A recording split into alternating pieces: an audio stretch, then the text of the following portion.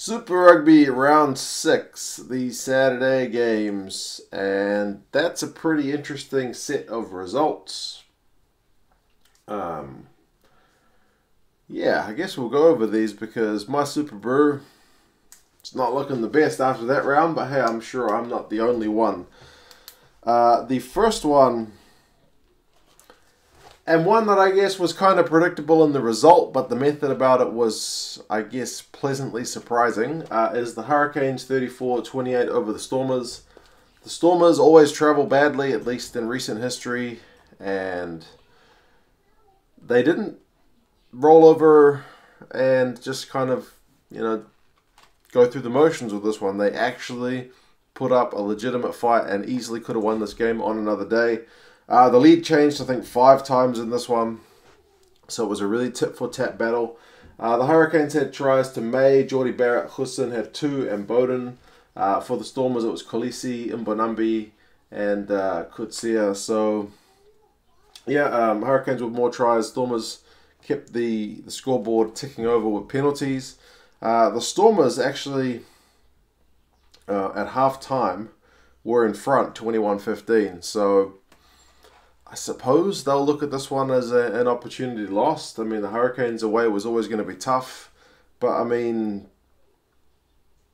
they were doing the right things in terms of the referee at halftime. It was 7 penalties conceded to the Canes, 3 to the Stormers, but the Canes still had more ball, more run meters, but it's that maul for the Stormers that just looks so dangerous.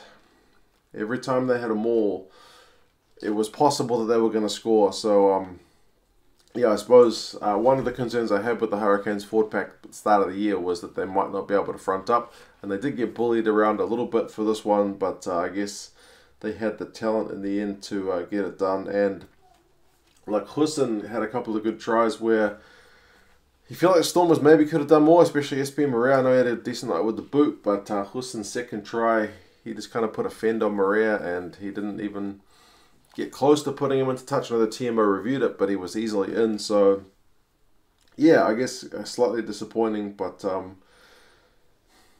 Kolisi was good. Mbonambi looked like he was hurt early. Jordie Barrett seems to have a knack of, when people tackle him, it's a bit sore. But Mbonambi stayed on and managed to get a try. Ben Lamb knocked over a sitter over the try line, although the ball didn't quite bounce his way, so they could have had another try. Judd, the number 9 for the Canes, managed to hit the cameraman halfway square on the head, which was I guess a bit of a moment. But I mean, both sides did have the moment. Dylan Lades didn't have a perfect game, like he kicked poorly at times, but Ben Lamb had him.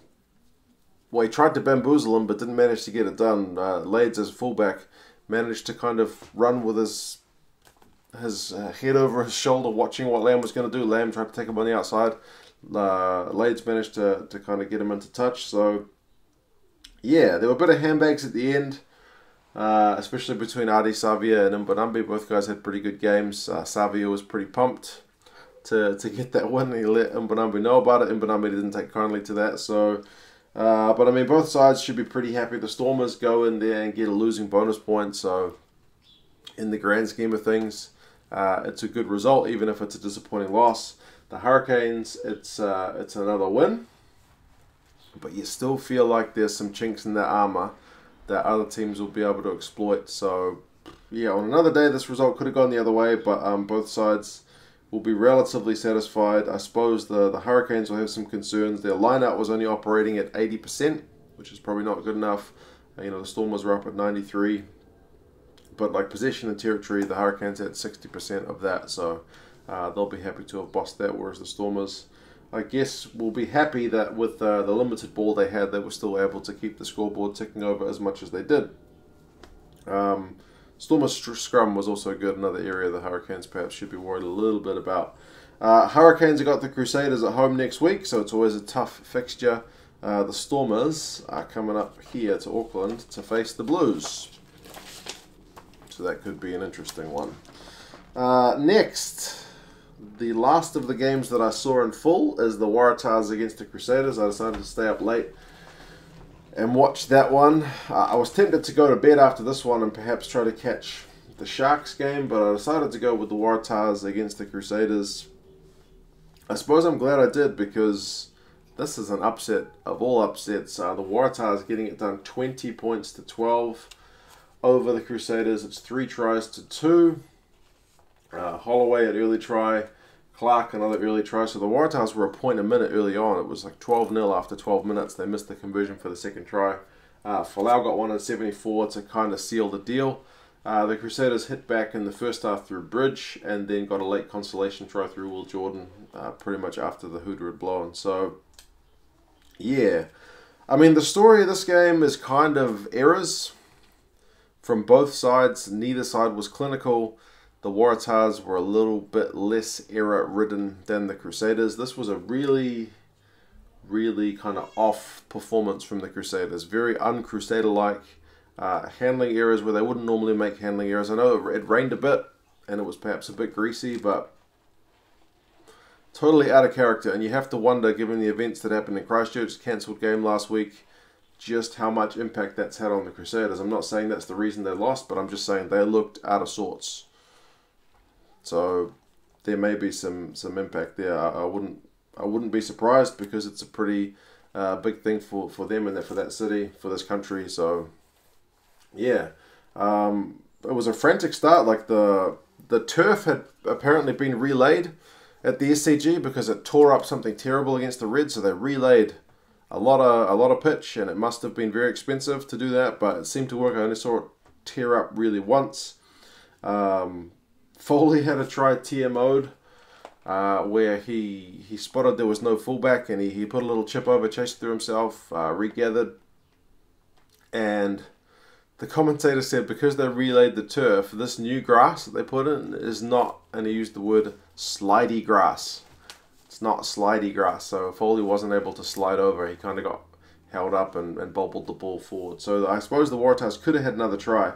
And I actually wrote a note at the time, like, the Waratahs had a lot of chances in that first half, and apart from those first 2, weren't able to convert any. And I was sure they're going to pay the price in the end, because the Crusaders will come back in the second half, and if you haven't built up that lead, they're going to chase you down. Like last year, the Waratahs had a big lead, still got chased down. I was concerned the same thing would happen to them this time. But yeah, the Crusaders just weren't in that mode. It's just things like they would make the opportunities, but the pass wouldn't stick, or the kick would go out on the full, or the bounce of the ball would just go wrong for them. It just wasn't happening. So yeah, errors on both sides. Line-out errors, forward passes, knock-ons, kicking out on the full. I mean, Crotty threw a ball a mile forward on 75 minutes, and it's like, he just doesn't do that kind of thing. Like, it was so far forward. But yeah, Crusaders missed out on a bonus point. They did get that late try, but they missed the conversion.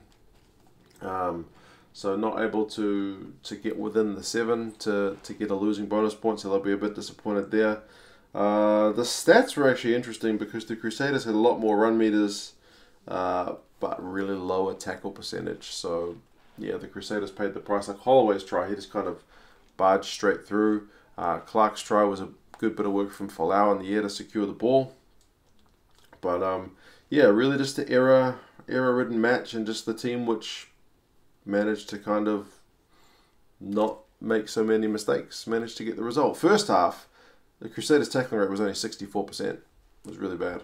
The Waratahs were up at 90, so it did kind of even out a wee bit. But yeah, the Crusaders' line-out first half was 62% as well. So just very, like I said, uncharacteristic from the Crusaders, and good enough from the Waratahs. So that's a bit of an upset, because the Crusaders have been looking like they could go through the whole season unbeaten. But they've had a loss. They'll need to regather themselves. The Waratahs, with that Rebels result, will be looking at really trying to push on in that Aussie conference. So the Crusaders, like I said, travel to Hamilton to play the Canes. That'll be an interesting one. And the Waratahs are hosting the Sunwolves. Speaking of the Sunwolves, they've gone down to the Lions, 37 points to 24. I didn't see this one. Didn't see any of the remaining games in full. I've just watched the highlights this morning. Penalties again for the Sunwolves seems to be a real killer for them. Penalty count in this one, 12 points to 6. I think that penalty count is below the average for the Sunwolves, but the fact that they were still double their opposition is a concern. It's really hard to win. When you look at a team like the Lions, who've got a guy like Yankees who can just kick it out, he's one of his strengths, and people don't give credit for it because it's not something you get points for, but he's a pretty good player at kicking the ball for touch when he's got a penalty. He gets more meters off than a lot of other guys do, and that helps his team get forward. And if you look at the tries, 2 from Malcolm Marks from the back of a maul. Nick Groom's one was also from the back of a maul, so instead of having the maul kind of power over, the Sunwolves held it up enough, told to use it, and he just kind of darted over from the side. So, yeah. That forward dominance, when they've got that extra penalty count, they're able to make you pay. So you can see the penalty, they'll kick the ball out, get you a maul, and then they'll be scoring points. So yeah, it was 2 tries to Marks, 1 to Groom, 1 to Yankees. Ran the ball nicely into a little bit of a gap. Mapu got 1 from a Deontay break, and it was great to see him coming off the bench and adding a bit of impact. And Daimani got 1 right at the end from a little Yankees chip, so he was in good form. For the Sunwolves, they got a penalty try early. Mahuza got yellow carded for kind of knocking down a ball that he was trying to intercept, and they got a penalty try from that because probably would have gone ahead and scored. And Vosiako ended up with 2 tries for the Sunwolves, so he was a pretty key performer for them. But yeah, it's tough going for the Sunwolves in Singapore. They don't seem to... Did they beat the Blues there? I think. But they don't seem to play... Was it in Japan? I can't remember. Yeah, they don't seem to get that much of a crowd. I know some of you guys are based in Singapore. I talked about this before. Some of you guys made yourselves known in the comments, so that's cool. Hope you guys went to the game, but... yeah, compared to the Japanese crowd, they just don't pull the numbers in Singapore. If you guys know the reasons why, you'll have to let me know. I suppose there's not that much identity with the team, given it's a Japanese team who just happens to play games in Singapore. Maybe they don't do much promotional work, but yeah, not a huge crowd. Perhaps the Lions aren't that big a draw. Maybe if it was a New Zealand team, it would be a bigger draw. I don't know. You guys have to let me know some insights into that. But yeah, possession and territory. Lions had more possession. Run meters, interestingly, the Sunwolves had more run meters, so it is still a style of their game that they're able to run the ball. They're able to make teams sweat. And it was a very Super Rugby game in terms of the tackle percentages. The Lions were the better of the two at 79, so still not at 80 or 85, which is kind of what you want at least. The Sunwolves at 73, and as I said, that penalty count doubled up for the Sunwolves. Murphy came off the bench and he helped set up one of Osiako's try. The guy's got a lot of power, but he was also kind of partly at fault for one of the Lions' tries, so we'll see if he's able to add further impact throughout the season. It's another loss for the Sunwolves. The Lions getting back into their decent form. My son is laughing his butt off in the other room, so he must be pretty chuffed that the Lions got a win.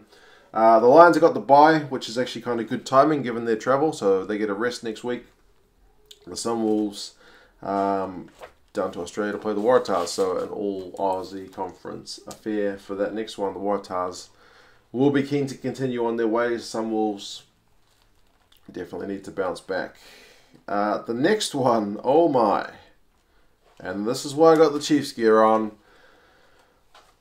You knew at some point the Chiefs were going to crack and they were going to come good because they've been not very good this season, but they've got a very talented roster. There's no reason for them to be that bad. I didn't see it happening in this game because it's a trip to South Africa, which is tiring. It's a Bulls team which has been in good form. It's at altitude at Loftus. And yet that's the result. 56 points to 20. That is quite a statement from the Chiefs. When they do it proper. They kicked a few penalties as well, but in terms of tries, 2 to Alamalo, who also had a yellow card during this game.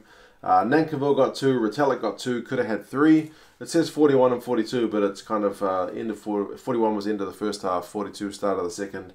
and Tuhuriorangi got one. Just the 2 tries and a couple of penalties for the Bulls, or said Stormers. 63 minutes, Creel got one and Udendal got one right towards the end, although it wasn't the last try. It was Alamalu who got the last say, but yeah, that's a bit of a statement game. The fact that they went into Pretoria and absolutely did one over on the Bulls, who, like I said, have been, apart from that one game against the Jaguares, the Bulls have been a very sharp team. Perhaps it's the uniform. It seems like the Bulls play better when they're in the Captain America uniform. They were in their away strip against the Jaguares, and they were in their normal home strip against the Chiefs. Doesn't inspire them to a result because, yeah, that's very, very disappointing for them. The Chiefs looked really dangerous over turnover ball from what I've seen. The Chiefs' breakdown work seemed to be getting on top, but again, you guys will have to let me know the insights from actually watching the full game. Interestingly, the Chiefs had more ball in Pretoria, more run meters by not by that much, so the Bulls seemed to be in it, but whatever went wrong must have gone pretty badly wrong because look at that scoreline. Retallick seemed pretty immense, almost had a hat-trick as I said. Speckman got smashed at one point. They did show that big tackle in the highlights that I saw, so yeah, I'm not quite sure what's the deal from these teams. I mean, Alamato had a yellow card and Creel got his try during that period, but that's all the points that were scored from the Bulls, and the Chiefs actually managed to kick a penalty during that yellow card, so it was only a 4-point difference during that yellow card. But yeah, the Chiefs just look sharp, man. They managed to, like, Damian McKenzie had 3 try assists, Alamato had 2 tries, Retallick had 2 tries and a try assist, so yeah, when the Chiefs come right, they come right. Big result, very disappointing for the Bulls. I'm kind of at a loss for this one because it was, I mean, not entirely unexpected. I just thought when the Chiefs came right, it wasn't going to be in this fashion at this game against this team. But congrats, Chiefs. You're back. We'll have to see if you guys can kind of keep this run going.